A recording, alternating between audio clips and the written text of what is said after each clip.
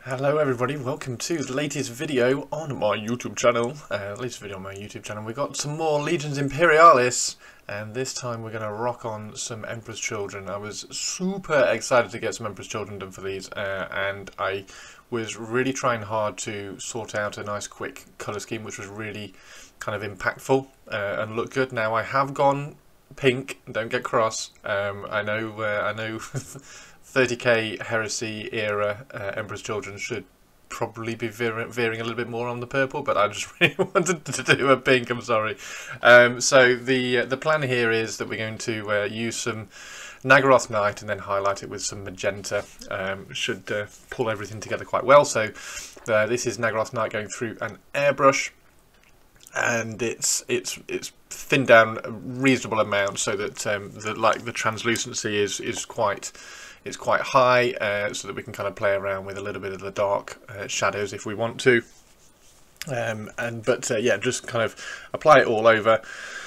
The Sicaran itself, they're such nice little tanks, as we've been talking through with all the reviews and everything. The detail on them is insane. But trying to get that detail to kind of come through, because they're so small, I think detail on them, trying to get the detail as small as you can and enough of it so that it looks interesting, so that the tank still looks interesting, is really, really important. So this is one of the things that I was trying to do with this kind of style of painting. So we do a pre-highlight here. So we've done the purple. Now the pre-highlight it's Sminker Titanium White, which is just like an artist acrylic. It's just one of my favourite white acrylics, and it actually airbrushes. It's the first time I've used it through the airbrush with this one. It actually airbrushes really, really nicely. It's thinned down quite a lot, so it's probably something along the lines of 70% thinner, 30% paint.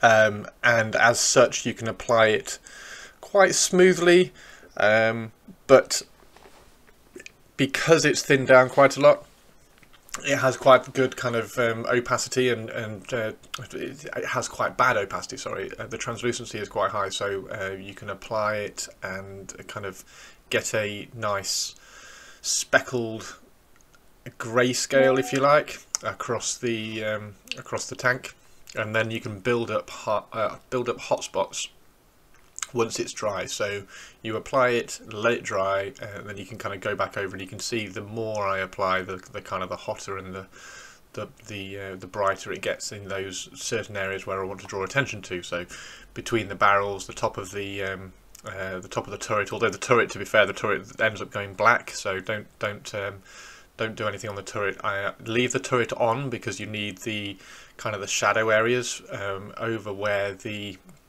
barrels protrude, so that's a really important area for the shadow areas, but you don't need to apply anything onto the turret, because the turret, I'm going to paint that turret black anyway, so it's absolutely fine. But yeah, just kind of keep building it up nice and smooth.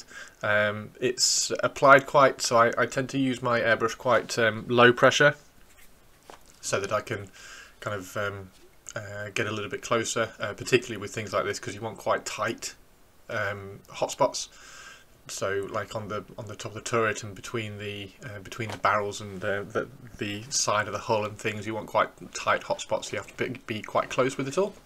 But then the magic is this Murderous Magenta from P3. Now, if you haven't got Murderous Magenta, you can, for God's sake, don't use Magenta Candy. It's not very, very good. However, you can use Screamer Pink. So Screamer Pink will kind of soften the brightness down a little bit. So if you want to get it a little bit closer towards like a Horus Heresy era, then you can use Screamer Pink, and maybe not quite, don't do quite as bright a pre-highlight, and then you can go in with Screamer Pink. However, I really like how these turned out, so I'm sticking with the Murderous Magenta. It's also the way I'm doing my 40k Emperor's Children, so that's kind of beside the point, because 40k and 30k, but you can see down the side there, it actually looks really good over just like a slight speckled. So if you imagine that with the Screamer Pink, it does kind of come out, and it keeps a lot of the purple undertones. So if you don't like this kind of brighter pink, then you can do slightly less of a pre-highlight going down the side of the hulls and use a Screamer Pink instead. But because this is a pink, and the pink paints are never particularly good at coverage, so they don't have particularly good opacity. So what you have to do, this is thinned down about 50-50 in the airbrush. What you have to do is you apply a nice smooth thin coat, let it dry. It will dry really quickly because it's thinned down.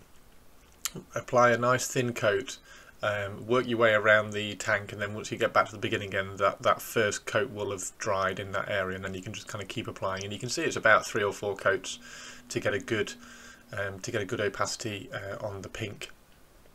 You can take the turret off when you're doing this, because like I say, the turret is going to be black, so it doesn't really matter. It doesn't need to be there anymore.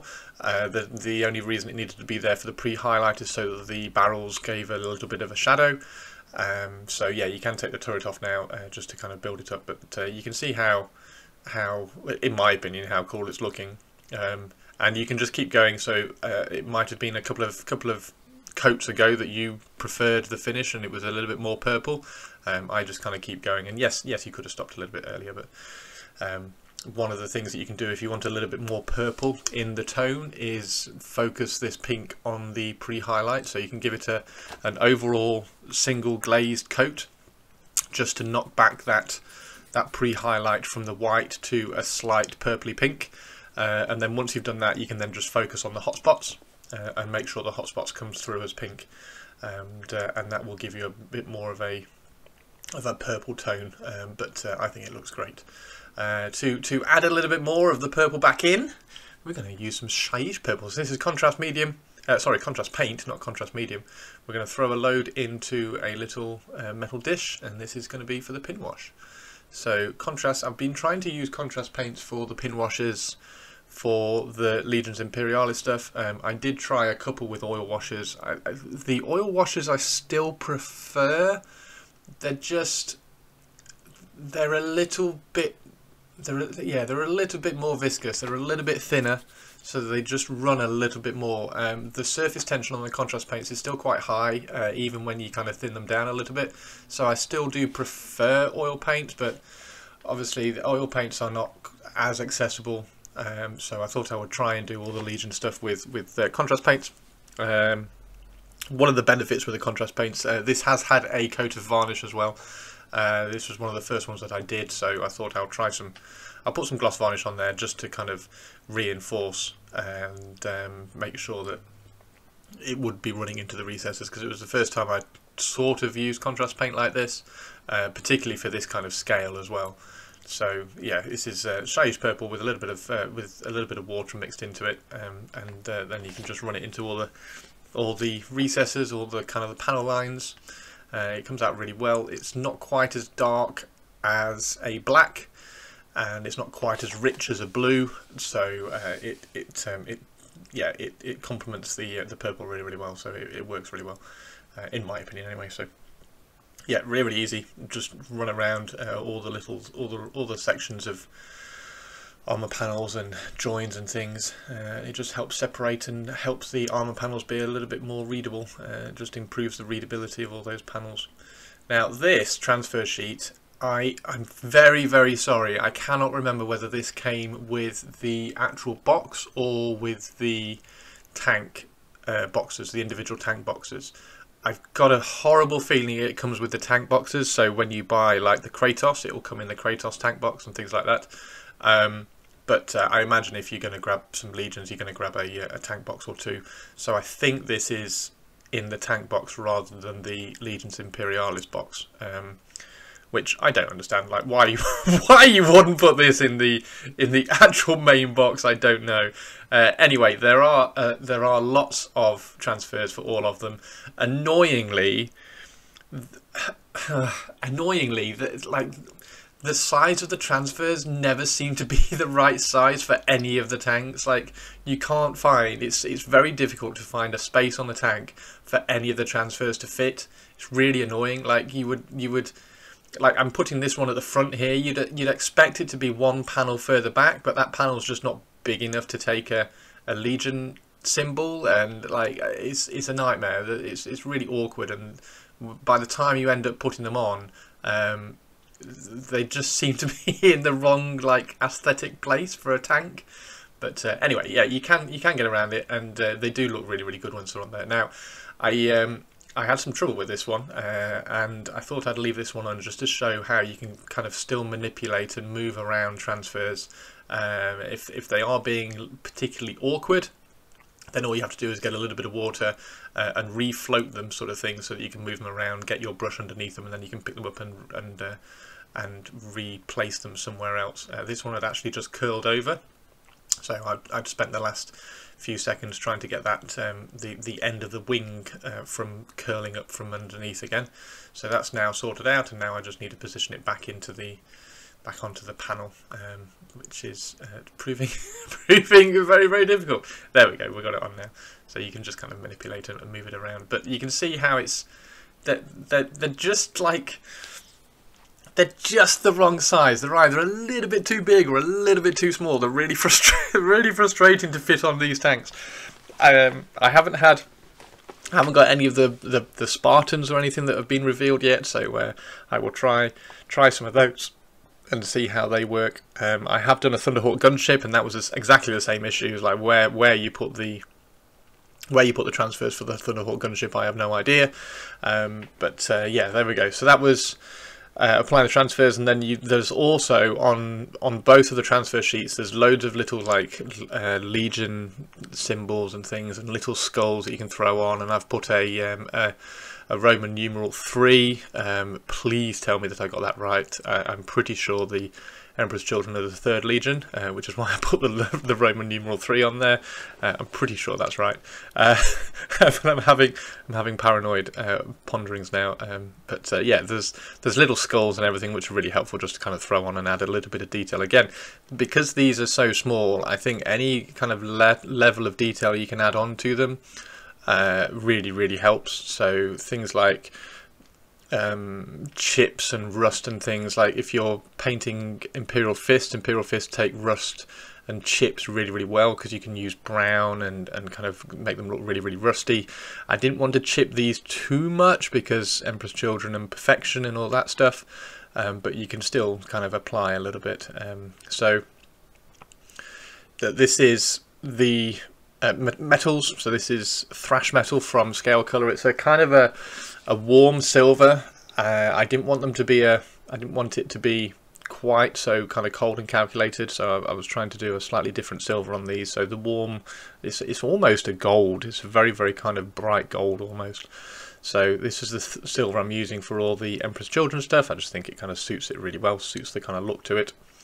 And just that little hint of yellow, and just contrasts against the colder purple of the rest of the tank. And just go around and very, very neatly apply as much of this all over all of the metallics as you can. Now, there are plenty of little areas where you need to say, okay, well, is this bit metallic? Is that bit going to be metallic? Is that not going to be metallic?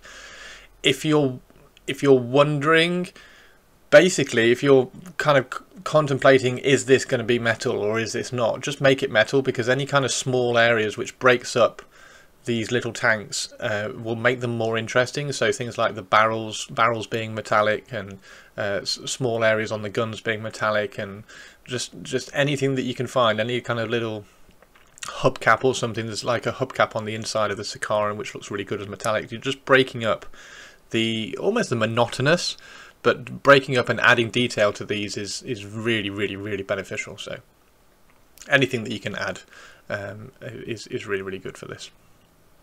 And there you can see we've got loads of little bits metallic in there. Now, one of the things that I did do on some of my other tanks is that I painted the metallic areas black first. I didn't on these one. It actually took okay over the purple, so I might not do it in future. I might just kind of keep doing it like this. But one of the things that I maybe would do is paint the heavy bolters black, because then the heavy bolters can have another different color introduced into the little tank. Yeah, so the next thing, we're going to do these Volkite coils. Volkite coils, we needed a nice different color to contrast against the pink. Now I very, very nearly did yellow. I possibly should have actually done yellow, I don't know, but I ended up going blue. Yeah, so that's the first little bit. Now this is Naggaroth Knight, and what we're going to do is we're just going to go in and we're going to chip away some of the transfers just to add a tiny little bit of battle damage. Don't go too far, and obviously you can do some slashes across them as well, just to kind of break them up as well. But don't do too much, and you've got to really try not to make them too big. If you make them too big, then you lose all readability of what the kind of symbol or the transfer even is, and it starts looking messy because the big chunk, the big chip, is out of scale for everything else that's on the model. So try to do really small little taps along the edge. It just breaks up the straight lines a little bit, and then you can do like a slash down the center of it or something if you want to. I think there's a slash on one of these that goes, there we go, so the slash comes straight through the center. But yeah, just kind of chip away some of them. It's completely optional, you don't have to do this at all, but I just think it adds a little bit to the transfers as they go down.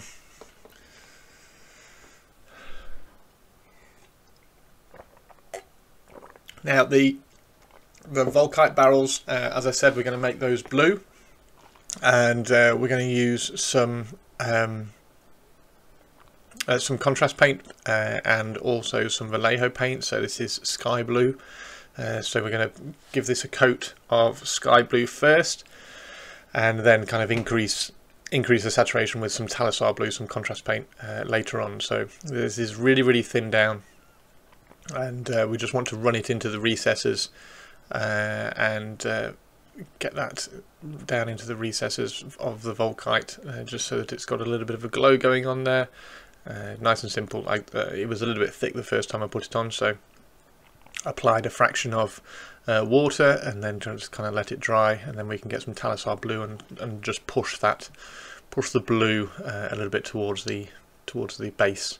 So again, it's watered down. Talisar blue is particularly rich, yeah, so water it down, get it all the way across everything, and then just push it towards the start, so that the base of the Volkite is just a little bit more rich, and that's where the kind of the power source is kind of coming from. It's almost like they're charging up.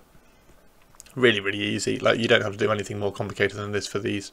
The Volkite stuff is it will pretty much just look like Volkite, and it will look really cool with just like this little wash right at the beginning. So there we go, sorted. It really doesn't take much at all.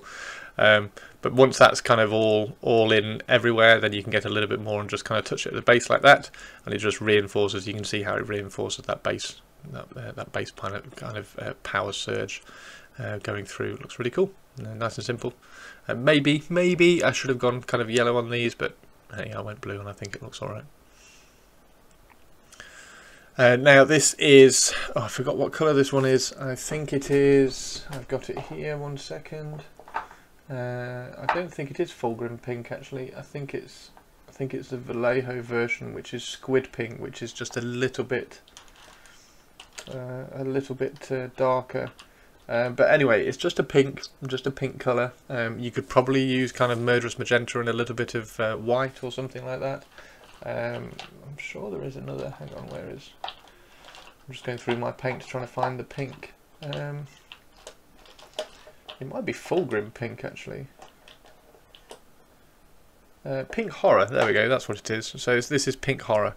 So it's a little bit of pink horror, and we're just going to go through and edge highlight anything that's facing up, any edge which is facing upwards, and you can just add a little bit of pink horror to it. Again, it's just to help the readability of the panels and separate some of the panels out a little bit, and stop the tank being just like a big clump of colour. Anything that you can do to kind of break that up and make it look interesting will help. So a little bit of pink horror for edge highlights across some of the select areas will be really good. Now this is I think this is Army Painted Dark Tone. From the way it's coming off my brush, I would think this is Army Painted Dark Tone. So the Army Painter stuff is a very kind of gloopy, the washes, but it's quite a nice tone for this. You could probably use oh, what's the one I've just picked up? I just picked up a contrast paint recently, Rattling Grime. You could probably use Rattling Grime as well. If you do use Rattling Grime, make sure you thin it a lot, because it's a very, very rich contrast paint, but something with a little bit of warm colour to it was basically what I was going for this, just to give a bit of contrast to the depths, and then also breaks up any of the detail and just kind of helps again. It's the readability, helps the readability of all these kind of tiny little areas. You really want to kind of push those and show off all this incredible detail that's on these models, because they are insane. They are very, very cool. So yeah, this is Army Painter Dark Tone, which has been thinned down a little bit with some water. If I was doing it again, I'd probably just use some Rattling Grime. Sorry, I got hiccups. I'd probably just use some Rattling Grime and thin some Rattling Grime down. Now, this is some Rival Crafts Natural Sienna, so you can find the link for this, and what we're going to do is we're going to make a pigment wash. So a pigment wash is one of my favourite ways of getting pigments onto models.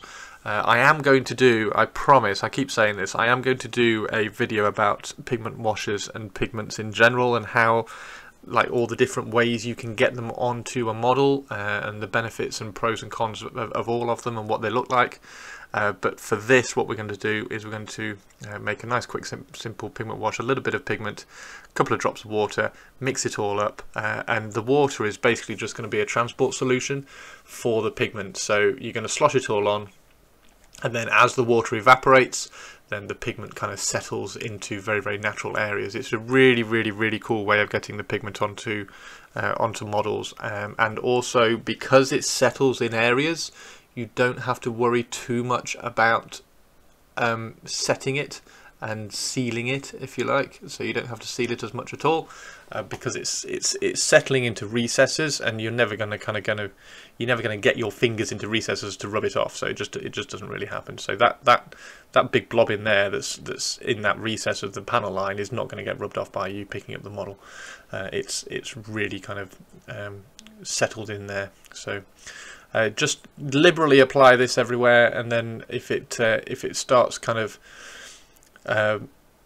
pooling anywhere, then you can pull it out with the paintbrush and manipulate it and move it around a little bit, but don't be too cautious with it. You can be quite rough with it.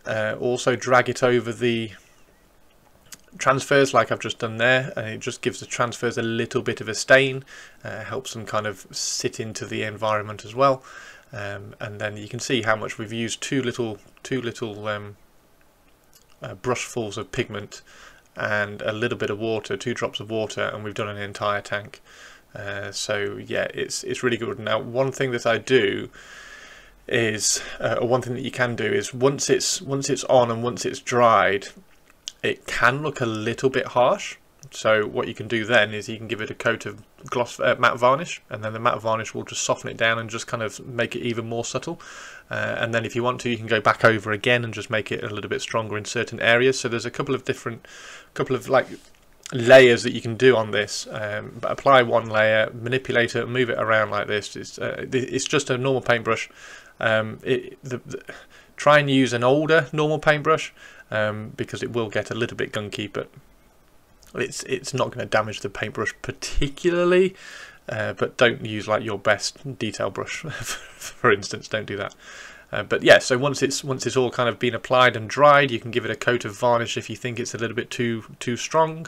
The varnish will then knock it back a little bit. It will just take a little bit of the colour out of it. It will still leave it there, and then you can go back in again with some more and just reinforce some of the areas which you want to be a little bit more pigmented up, if you like, with a little bit more dust and powder around, so like the bottom of the tracks and things like that.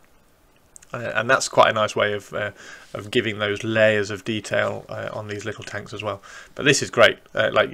Just try this once, and you'll absolutely love it, because it when it all dries, the detail that it kind of throws out is so fine and so detailed and so to scale on these little things. It's brilliant.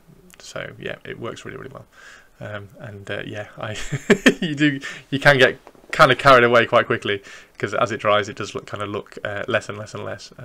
So it looks quite stark when you put it on initially, and then it dries, and you go, oh, it's not all that bad now, and then you just kind of keep going. And then always do this. Just give it a little bit of toilet paper, a little bit of kitchen towel, and just wipe out the metal tin. And then all we have to do is wait for that to dry, and then, like I say, you can either varnish it or not varnish it, and there's the finished models. So these ones I've taken photographs. These ones were taken photographs for Warhammer Community, so hopefully you will have seen these on the Warhammer Community site as well. There's a few things on here which I wished I'd done. I picked up the wrong turret with the autocannons on. I had a turret where I drilled the barrels, so they actually have holes in the end of the barrels, and I wished I'd used that one, and I didn't notice until the end. And I've also made like the side of the guns and the barrels and everything black, so I've kind of darkened those out a little bit, but you can see how the pigment just kind of settles so beautifully and adds a really small scale detail to it. I have on the one on the right, sorry, on the one on the left, I've made the las cannon silver. I've done those. I could probably have painted, not painted, drilled the barrels to the Volkite barrels as well. That would have been interesting. And one thing I did completely forget, my friend Rich sent me some pictures of his Imperial Fist ones, and he'd done all the lenses. I was like, oh god damn it, I knew there was something that I'd forgotten. So I haven't painted the lenses on these. Yeah, don't forget to do all the little lenses, because there's lots of them on there, and again, they're something that kind of really break up all the detail. And really add something to it. But yeah, there we go. So I hope you enjoyed the little Emperor's Children video. There's going to be more of these to come, because the Emperor's Children are really fun to paint, especially with that kind of purple and then pink airbrush. It's a really nice simple way of doing it. So if you would like to come and hang out on Twitch and watch me do some more, it's twitch.tv/Chris Frostin. Please come and drop me a follow and a subscribe over there. That'd be amazing. Obviously follow over here. I'm going to try and get to that 1 million subscribers. That's the goal. That's the goal. We're going to be the largest Warhammer channel in the world. So yeah, thank you very much everybody for hanging out and watching this video. I hope you enjoyed it. And if yeah, I'm on Instagram and Twitter as well, so it's just @ChrisFrostin. I'm dead easy to find everywhere. Take care and have an amazing weekend. And let me know what Legion colours you're going to be painting your Legions Imperialis. And I will see you in the next video. Take care everybody. Thanks. Bye bye.